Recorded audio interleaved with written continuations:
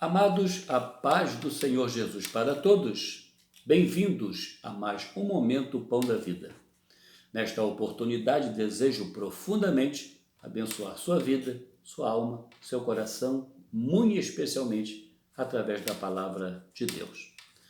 Nesta oportunidade, neste vídeo, pois farei o segundo vídeo que haverá a segunda parte da mensagem, conectando-se a esta, usando o seguinte tema: 4 passos para a conversão do homem. O primeiro passo significa crer na existência de Deus, acreditar que Deus existe. Um passo muito importante, principal. O segundo passo é reconhecimento do pecado, reconhecer que somos pecadores. O terceiro passo é a tristeza pelo pecado, entristecer-se com o pecado praticado. E o quarto e último passo é o abandono definitivamente daquele ato pecaminoso. Esses 4 passos, com certeza, só trarão benefícios para o homem. O primeiro passo, que significa crer na existência de Deus, acreditar que Deus existe.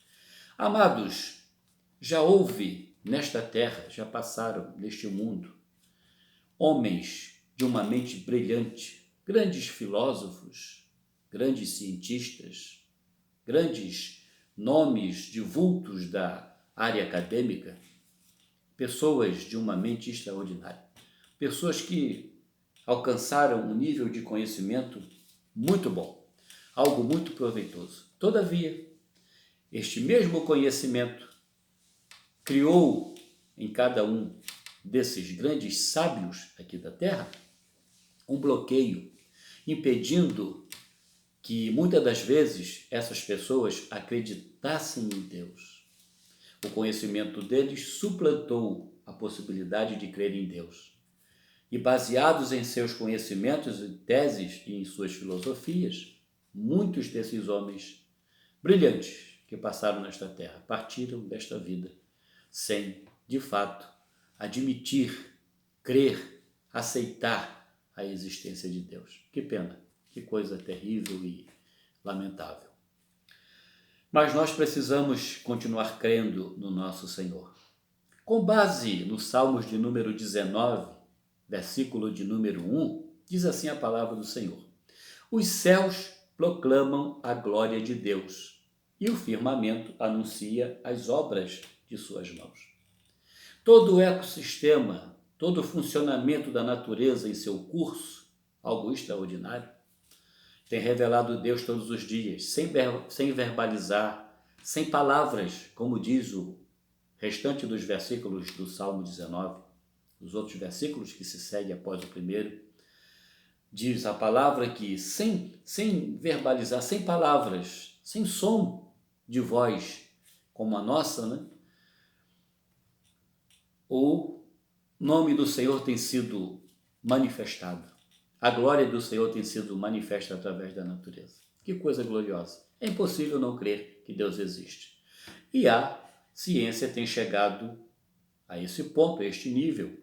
A ciência está se dobrando diante da palavra de Deus, afirmando que tem que existir um verdadeiro arquiteto, uma mente por trás de tudo isso, porque a natureza realmente é algo maravilhoso. E só uma mente como a mente do nosso Deus, para poder elaborar coisas tão funcionais e tão perfeitas como a natureza é.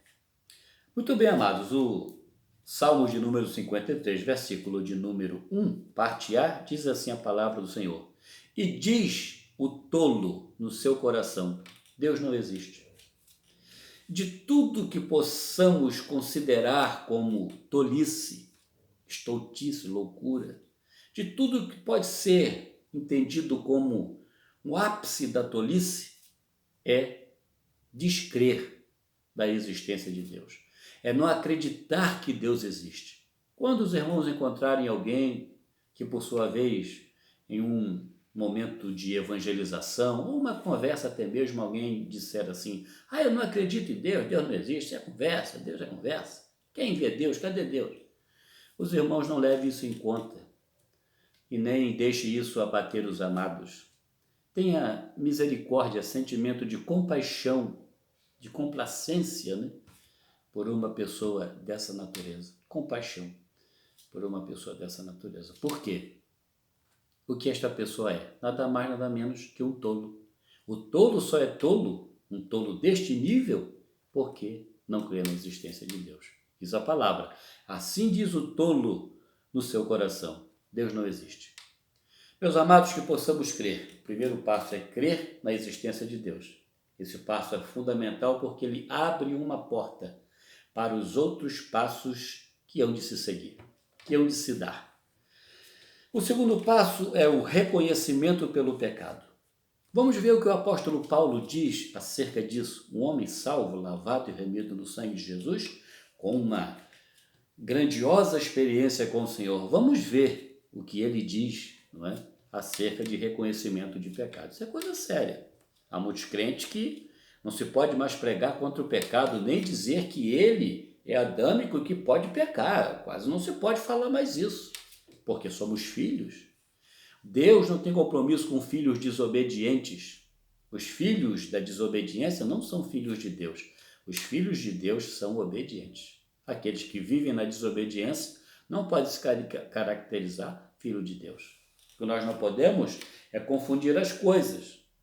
O pecado pré-conversão, antes da conversão, é um pecado que Deus não leva em conta, por causa da sabedoria e do conhecimento. Deus não leva em conta o tempo da ignorância. Hoje temos sabedoria e conhecimento das Escrituras. Agora, o pecado pós-conversão, esse pecado só pode ser esquecido por Deus e perdoado se nós nos arrependermos profundamente. Senão, a coisa fica complicada. Paulo, na sua primeira carta a Timóteo, seu filho na fé, ele escreve assim no capítulo 3, versículo 15. Esta é uma palavra fiel e digna de toda aceitação, que Cristo Jesus veio ao mundo para salvar os pecadores, dos quais eu sou o principal. Paulo desce e assume que mesmo depois de receber Jesus como Salvador, ele é adâmico, ele é sujeito ao pecado. E ele chega a dizer que de todos os pecadores, ele é o principal. Agora veja em Romanos capítulo 7, versículo de número 16 em diante, como fica mais profundo aqui a palavra do Senhor e o relato de Paulo, o reconhecimento do pecado. Verso 16 do capítulo 7 de Romanos. E, se faço o que não quero, consinto com a lei que é boa, de maneira que agora já não sou eu que faço isto, mas o pecado que habita em mim. Paulo diz que o pecado ainda habita nele, habitava nele, ou seja, na natureza adâmica, assim como eu e você. Porque eu sei que em mim, isto é, na minha carne, não habita bem algum. Coisa séria, hein? E com efeito, o querer está em mim, mas não consigo realizar o bem.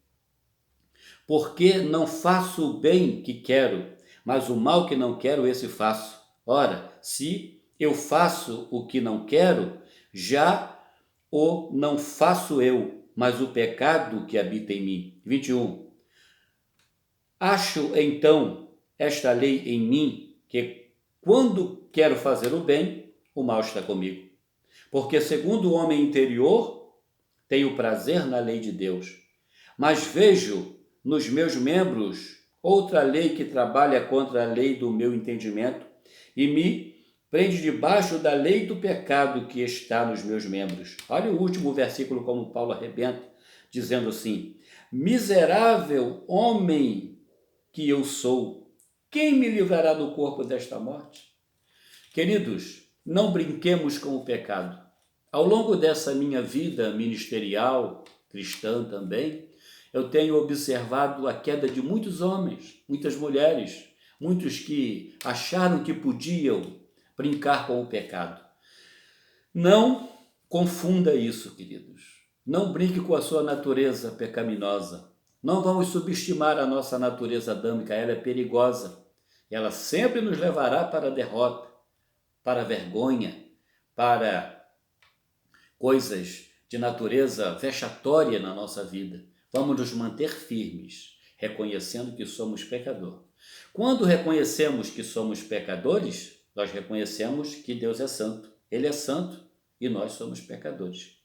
Existem dois tipos de pecador. O pecador que anda sem Jesus, que é aquele que está no mundo, no pecado, né? E ele não peca só porque é homem, ele gosta de pecar, o pecado faz parte da vida dele. E existe o segundo tipo de pecador, que é como nós, servos de Deus. Nós somos pecadores que andamos com Jesus, pecadores que servimos a Jesus e fomos lavados no seu sangue. Somos pecadores por que maneira? De que maneira? Porque somos homens, somos humanos, somos descendentes de Adão, a natureza adâmica ainda está em nós. Estando esta natureza em nós, não significa dizer que somos pecadores porque estamos vivendo em pecados um após o outro. Não, é porque nós estamos na natureza adâmica. É o pecado, é o reflexo do pecado original. E esta natureza adâmica, ela abre brecha, ela força para que nós tenhamos atitudes desagradáveis a Deus. Por isso precisamos avaliar o que Paulo disse e fazer o que Paulo falou. Reconhecer que somos realmente de uma natureza facilmente contaminável, uma natureza facilmente manipulada pelo pecado, que nós possamos estar cobertos pelo sangue de Jesus constantemente e em obediência, em santidade, buscarmos cada vez mais agradar ao Senhor. Daqui a pouco, no segundo bloco, no segundo vídeo, eu estarei falando sobre os dois últimos passos para a conversão do homem, que significa tristeza pelo pecado, pecado praticado, e o abandono definitivamente do pecado que verdadeiramente só prejudica o homem. Até daqui a pouco, um abraço e continue buscando ao Senhor.